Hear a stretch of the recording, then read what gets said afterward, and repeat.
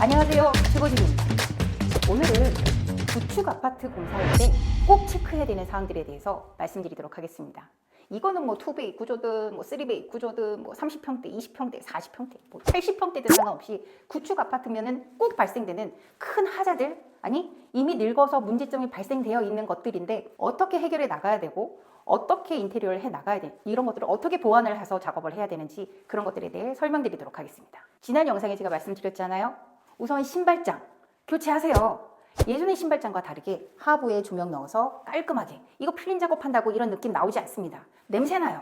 바꿔주시고요. 이 안에 배전반 있습니다. 배전반 꼭 누전 차단기로 교체하셔야 됩니다. 그거 확인하시고 교체하셔야 돼요. 이 아파트의 경우 현관에서 들어오자마자 내부가 다 보이는 옛날의 전형적인 구조입니다.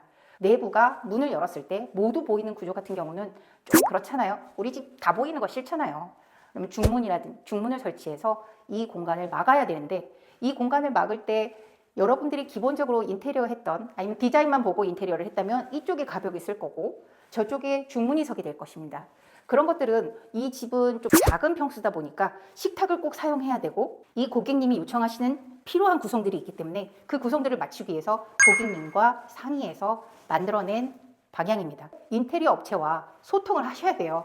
내가 원하는 게 무슨 구조가 있고 내가 뭘 필요로 하는데 이걸 어떻게 하면 좋겠습니까? 를 인테리어 업체와 논의를 하셔서 뽑아낼 수 있는 최선의 방법을 선택하시고 결정하시기를 부탁드리겠습니다.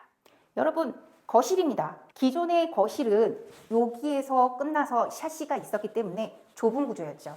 너무 좁으면 여기 거주하시는 분은 4명의 거주, 그러니까 4인 거주시기 때문에 좁은 공간이다 보니 저도 확장하는 걸 그닥 추천드리진 않지만 이 집은 확장하시는 게 맞다고 생각해서 고객님과 상의 끝에 확장하기로 결정을 내렸습니다. 구축 아파트 같은 경우는 기존에 견적을 내거나 그랬을 때 천장서부터 벽체까지 모두 다 뜯어내고 새로 벽체를 치라고 많이들 권해드려요. 물론 좋죠, 새로 치면은. 근데 돈이 비싸잖아. 이 세대 같은 경우는 고객님이 여유가 그렇게 많지 않으셨어요. 하지만 좋은 자재로 깔끔하게 집을 고치고 싶으셨고요. 천장 뜯어내서 새로 교체하면 좋겠지만 그 비용 만만치 않거든요.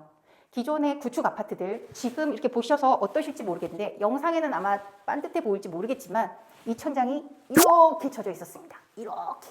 그거를 고객님한테 이 금액을 받지 않은 상태이기 때문에 저희가 그냥 올려드려야 돼요. 이런 것들은 추가 비용 받으시는 업체 고르시면 안 됩니다.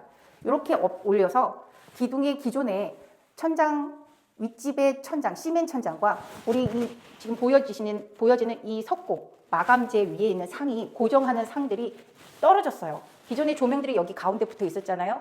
그러다 보니 그 무게 때문에 기존의 상들이 떨어져서 이렇게 처짐 현상이 나는 거를 저희가 다 보강해서 올려드렸습니다. 이런 것들은 추가 비용 받도록 하는 업체 만나시면 안 돼요. 서비스로 요청하셔야 됩니다. 서비스를 해드렸습니다. 여러분, 샤시 바꾸면 당연히 좋은 샤시 바꾸고 싶으시잖아요. LX 창호의 뷰프레임 제품입니다. 뷰프레임 제품 중에 보시면은 얇네? 우리가 항상 보는 창호는 두껍잖아요. 근데 뷰프레임 제품은 얇습니다. 이렇게 얇은 확장된 공간은 이런 얇은 제품으로 확장 공사 하시면서 마감하시면 돼요. 그럼 어떤 분은 또 얘기하시겠죠? 왜 우리 집 창호는 뷰프레임 했는데 두꺼운 거예요? 나 얇은 거 해주시면 안 돼요? 라고 말씀하시는데, 여기 같은 경우는 확장을 하잖아요. 어차피 저희가 목공 작업을 해야 됩니다. 저희가 새로 확장을 하다 보니 목공이 들어가서 얇은 뷰프레임 제품을 사용했지만 목공 작업이 추가로 들어가지 않는 곳이라면은, 그랬을 때도 이 얇은 뷰프레임 제품을 선택하신다면은 목공 작업이 추가적으로 들어가셔야 돼요. 돈 낭비하실 필요는 없습니다. 뷰프레임 제품 LX 창호면 이미 충분하세요. 그런데 내가 목공 작업이 추가로 들어가지 않는다 싶으면은 이렇게 얇은 뷰프레임 제품보다는 기존의 두꺼운 프레임의 뷰프레임 제품을 사용하시면은 추가 비용이 많이 들어가지 않을 거예요. 확장하실 때 지금 이중 창호로 가다 보니까 기존의 창호 두께보다 많이 두껍게 앞으로 튀어나왔잖아요. 이 튀어나온 거 안에 저희는 2군데나 단열재를 넣었습니다. 그래서 이 추운 지금 영하 10도 가까이 가고 있는데 만져도 냉기가 없습니다. 제가 지금 바닥에 앉아있는데 여기 따끈따끈해요. 구축 아파트들 같은 경우 요 거실과 방 모서리가 둥글둥글하게 생겼어요. 코너 각대 꼭 넣으라고 하셔야 됩니다. 근데 이거는 넣으라고 얘기 안 해도 넣어줘야 돼. 그 정도의 인테리어 업체는 골라야지. 센스지. 이거 지금 라인이 꽉 살아있으니까 그냥 깔끔하시잖아요. 이거 둥글둥글둥글하게 가서 왔다 갔다 그러면 얼마나 지저분해 보겠어. 디아만 붙이면 뭐에다 쓸 거야. 아무 소용도 없어요. 이거 베스티 제품입니다. LX 아웃시스 베스티 제품이지만 겁나 잘 나왔어요. 이 제품으로 하더라도 라인이 살아있으면 깔끔해집니다. 이런 깔끔함을 찾는 게 중요하지 재질보다 깔끔함이 중요합니다. 그리고 보시면은 여기 9mm 문선을 사용했어요. 문틀 다 교체해 드렸는데 문틀도 9mm 문선을 사용해서 얇은 문틀, 얇은 문선을 사용하다 보니 깔끔함 같이 만들어 드렸고요. 구축 아파트다 보니까 여기 보시면은 벽지가 이렇게 휘었죠? 깔끔하지 않아요. 근데 이런 것들을 다 메꿔서 평평하게 만들어 드리려면은 돈이 장난이 아니겠죠. 벽체 새로 다 쳐야 됩니다. 주방 선택하실 때 제가 인테리어 업체 잘 선택해야 된다고 말씀드렸잖아요. 그 이유 중에 하나는 물론 싱크대 이런 가구들의 퀄리티가 겁나 많이 차이 나요. 엄청 많이 차이 나기 때문에 그래요.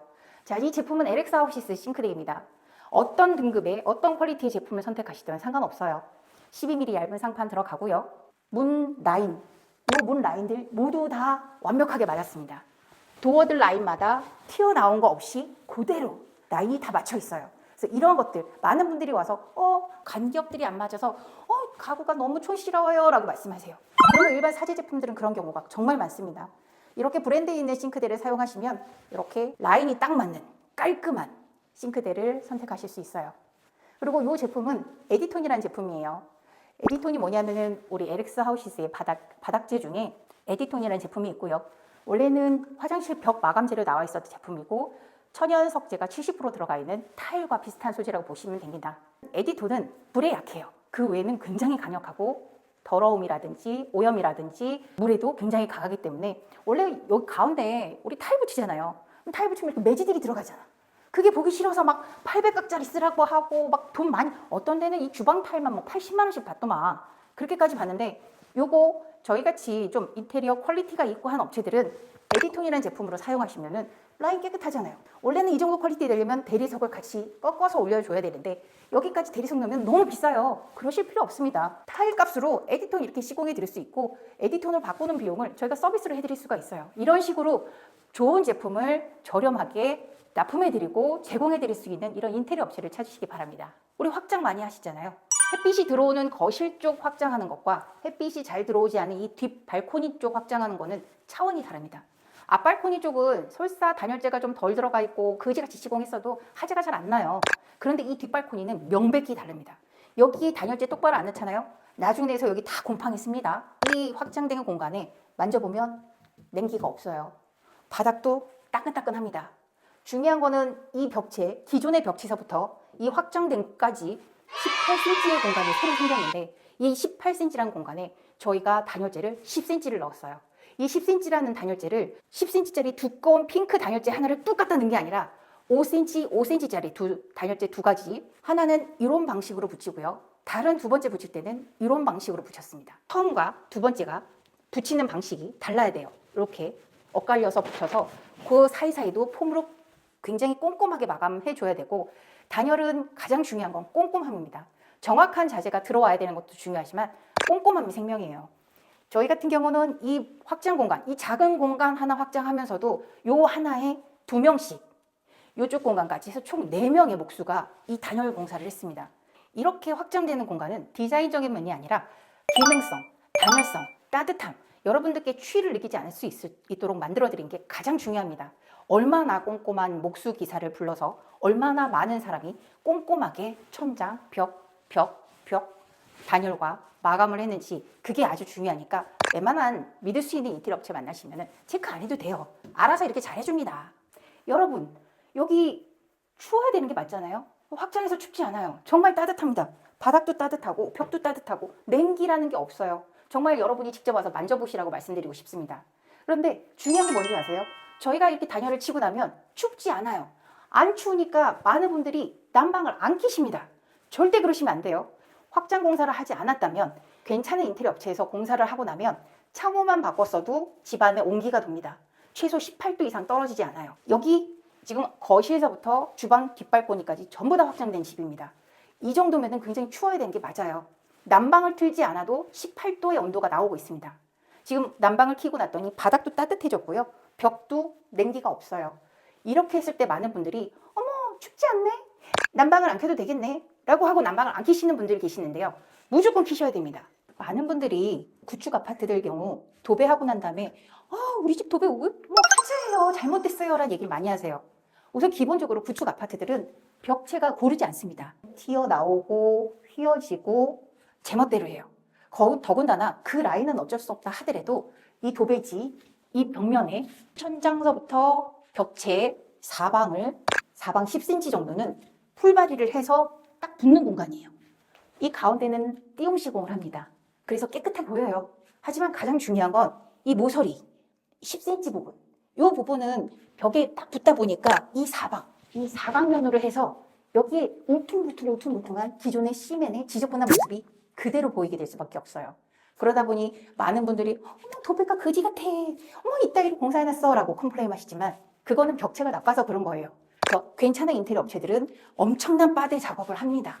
많은 빠데 작업을 해서 지금 여기 보시면은 거칠거칠하거나 튀어나오거나 하는 하자 부분, 문제되는 부분 보이지 않고 있어요. 그렇게 저희가 마감해 드렸습니다. 문선 같은 경우도 원래는 이 원래 문틀로 저희가 끝나고 말아요. 바로 도배가 붙게 되는데 여기는 보시면 문틀은 일자 라인이 뚝 떨어지는데 벽체가 울퉁불퉁 하다 보니까 도배지를 그대로 붙였을 때 너무 지저분해 보이고, 더군다나 이 띄운 부분이나 이 마감에서 하자가 나중에 도배지가 잘 붙지 않는 하자들이 발생이 됩니다. 마음은 아프고 보기는 싫지만 이건 방 내부 쪽이니까 저희가 몰딩 마감해서 하자가 좀 덜 생기도록 제작을 했습니다. 이거 보시고요. 여러분들이 항상 많이 보던 콘센트 맞으시죠? 일반적인 상황입니다. 근데 여기 한번 보실까요? 뭔가 좀 이상하죠? 앞으로 튀어나와 있어요. 요거 110V, 기존에 110V였던 콘센트였고요. 저 앞에 보셨던 영상의 제품은 기존에 현재 저희가 많이 사용하는 220V 전용의 콘센트였습니다. 같은 아파트 안에서도 예전에 110V, 220V를 다 사용하는 경우가 많이 있었거든요. 그래서 현재는 전부 다 220V로 바뀌었다 보니까 콘센트는 220V를 써야 되는데 110V의 박스는 좀 좁아요. 폭이 좁아요. 그래서 220V의 콘센트를 꼽았을 때 일격이 맞지 않습니다. 요거를 메꿔주기 위해서 이렇게 보조대를 더 설치를 하고 있는데, 이게 보기 싫으시다면 방법은 두 가지예요. 벽체를 다 치거나 아니면은 벽을 더 파서 콘센트를 옆으로 이동하거나 해서 다시 만들면 되는데 돈 들어가잖아요. 줄일 수 있는 방법들은 이런 식으로 해서 보강해서 사용하셔도 됩니다. 가구 놓으실 거잖아요. 뭔가 가구가 들어가든 막히듯 뭔가 나중에 지금 상태는 다 보이지만 입주하시고 난 다음에 가구를 놓으시면 안 보이시게 되는 부분이에요. 이런 것까지 굳이 돈을 안 쓰셔도 될 것 같습니다. 여유가 되시면 쓰시고요. 전기 무조건 체크하셔야 됩니다. 차단기, 누전 차단기로 무조건 바꾸셔야 되고요.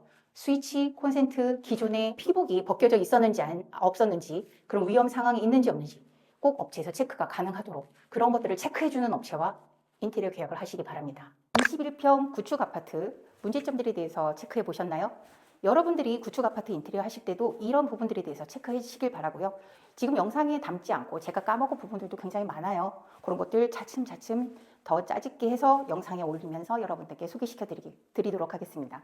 오늘 영상이 여러분들께 도움이 되셨으면 좋겠고요. 많은 시청 부탁드리겠습니다. 최고집이었습니다. 감사합니다.